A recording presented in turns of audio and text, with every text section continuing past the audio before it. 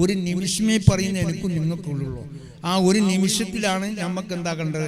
ഇവിടെ നിസ്കരിക്കണം, നോമ്പ് കൊടുക്കണം, അതുപോലെ പിന്നെ കഴിവുള്ളവർ ഹജ്ജ് ചെയ്തോളണം, അതുപോലെ സക്കാത്ത് കൊടുക്കണം, ബഹുമാനിക്കേണ്ടവർ ബഹുമാനിച്ചോളണം, ബഹുമാനിക്കപ്പെടേണ്ട വസ്തുവിനെയും ബഹുമാനിക്കണം, ബഹുമാനിക്കപ്പെടേണ്ടവരെയും ബഹുമാനിക്കണം, ബഹുമാനിക്കുന്ന മാസത്തെയും ഇതെല്ലാം ഒരു നിമിഷമാണ്.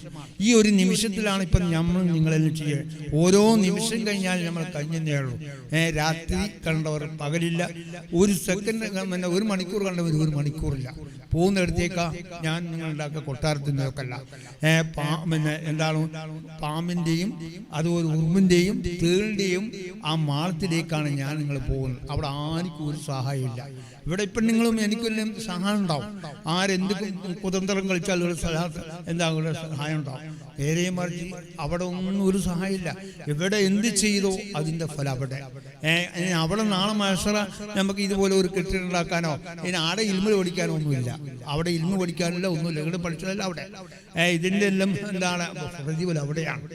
ഇവിടെ അപ്പം ആ നിലക്ക് തന്നെ എന്താണ് നമ്മൾ ഒരു പള്ളിയോടോ അള്ളാഹുവിൻ്റെ ദീനോടോ കളിക്കാൻ ആർക്കും അവകാശമില്ല. എത്ര സംഭവമാണ്. ഞാൻ നിങ്ങൾ സുന്നി എന്ന് പറയാനൊന്നും ഇവിടെ അവകാശമില്ല. സുന്നിയാണ്, സുന്നിനെ തന്നെയാണല്ലോ ശിക്ഷിക്കുന്നത്. സുന്നി എല്ലാവരും ശിക്ഷിക്കുന്ന ഉറപ്പാണ്. കണ്ടില്ല ഒരു ഉസ്താദ് ശിക്ഷിക്കപ്പെട്ടത്? ഉസ്താദ് സുന്നിയാണ്, തബ്ലീഗും ജമാഅത്ത് ഇസ്ലാം എന്നല്ല. ഉസ്താദ് സുന്നിയാണ്. ഉസ്താദ് നിസ്കരിക്കുന്നവരാണ്, നോമ്പ് പിടിക്കുന്നവരാണ്, സദഖ ചെയ്യുന്നവരാണ്, എല്ലാമാണ്. പക്ഷെ ഒറ്റ നാവിൻ്റെ പ്രശ്നമാണ് ഉണ്ടാക്കിയത്. ആ ഒരു നാവിൻ്റെ പ്രശ്നം ഉണ്ടാക്കിയിട്ട് എന്താക്കിയല്ലോ ചെയ്തു? എന്താ ചെയ്തതല്ല? അദ്ദേഹത്തിൻ്റെ ഊനെ പിടിച്ച് എവിടെയാ?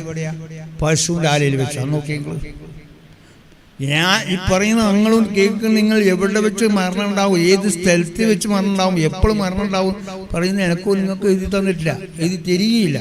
പക്ഷേ നമ്മളെ ആക്കിപത്ത് നഷ്ടപ്പെടുന്ന ഒരു സംഭവം നമ്മളെ വക്കിൽ ഉണ്ടായിപ്പോയി. അതിനാണ് ഇൽമ പഠിക്കണം എന്ന് പറഞ്ഞു.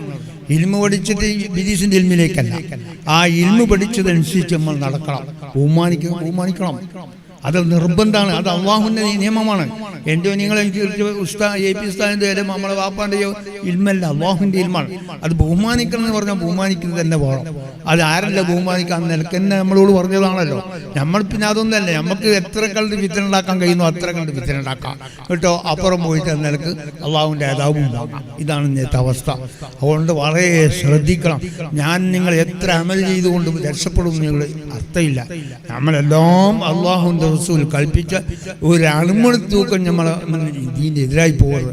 എതിരായാൽ തീർച്ചയായും കാര്യം അപകടമാണ്. അതുകൊണ്ട് ഞാൻ പ്രത്യേകങ്ങളോട് പറയാണ്, രാഷ്ട്രീയം ദീനിൽ കളിക്ക് പോകരുത്. അങ്ങനെ പോയാൽ ആ കുടുംബം അങ്ങോട്ട് ക്യാമറനാൾ വരുന്ന കുടുംബത്തെയും അത് നശിപ്പിച്ചു. ഞാൻ പറഞ്ഞില്ലേ, ആ ഉസ്താദിന്റെ റൂഹിനെ പിടിച്ചത് എവിടെയാ? ആരയിലാണ്. അവൻ എന്താ ചെയ്തതല്ല? എന്താ ചെയ്തത്? അദ്ദേഹം ജീവിട്ടിയപ്പോൾ ആ മക്കളുടെ നാടും പിന്നെ ഭാര്യൻ്റെ നാട് ഒരു സ്ഥലത്താണ്, ഉസ്താദിൻ്റെ നാട് വേറൊരു സ്ഥലത്താണ്. അങ്ങനെ ഉസ്താദ് അവിടെ വന്നു. എന്താണ് 2-3 ദിവസത്തേക്ക് എന്താക്കി? മക്കളില്ല. ഇപ്പം അദ്ദേഹത്തിന് തോട്ടം കൈവെല്ലാം ഉണ്ട്, ജീവിക്കാനുള്ള എല്ലാ വകയും ഉസ്താദിനുണ്ട്.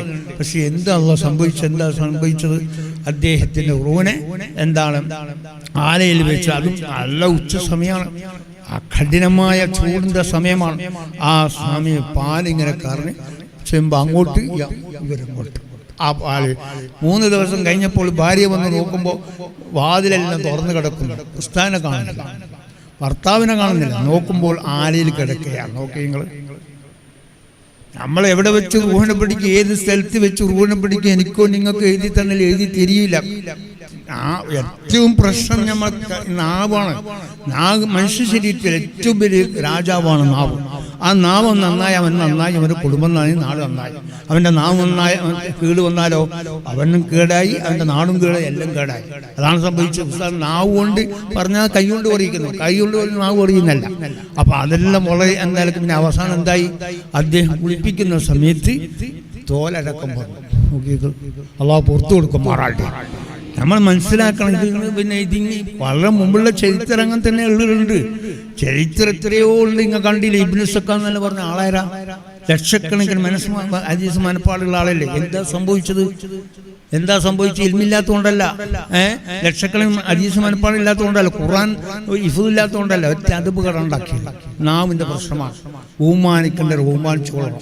അത് തരം താക്കാനുള്ളതല്ല. അവസാനം എന്തായി? അദ്ദേഹം ഗാഫറായിലേയും മരിച്ചത്. ആ ചരിത്രത്തിൽ ഞാനിപ്പോൾ കിടക്കുന്നില്ല. അപ്പം വളരെ ശ്രദ്ധിക്കണം. എല്ലാത്തിൻ്റെയും രക്ഷ നാവാണ്. ആ നാവാണ് എല്ലാത്തിനും. നമ്മൾ ഐശ്വര്യമാകുന്ന ഒരു സ്ത്രീന്റെ പിന്നാലെ നമ്മൾ അങ്ങ് ഓടിയാൽ എല്ലാം നമ്മൾ നഷ്ടമാണ്, ദുന്യാവും നഷ്ടമാണ്. ഇപ്പം പിന്നെ ഒരു കച്ചവടം ചെയ്യുമ്പോൾ ലാഭത്തിന് വേണ്ടിയാണ് കച്ചവടം ചെയ്യുക, ആരും നഷ്ടത്തിന് വേണ്ടി കച്ചവടം ചെയ്യില്ല. അപ്പം മനുഷ്യ ശരീരം ലാഭം ഉണ്ടാക്കണം. ലാഭം ഉണ്ടാക്കാന്ന് പറഞ്ഞാൽ ഫിത്തന ഉണ്ടാക്കാനല്ല, അത് ലാഭമല്ല, അത് നഷ്ടമാണ്. അപ്പം അതെല്ലാം ഓരോ സംഗതി നമ്മൾ മനസ്സിലാക്കണം. ഇപ്പം നിങ്ങളൊരു തെങ്ങ് നടക്കുന്നു, ഒരു തെങ്ങ് എന്താണ് നമ്മൾ നടന്നു, അത് നാട്ടിൻ്റെ ഫസൽ കിട്ടണമെന്നാണ് നമ്മളെ ചിന്ത.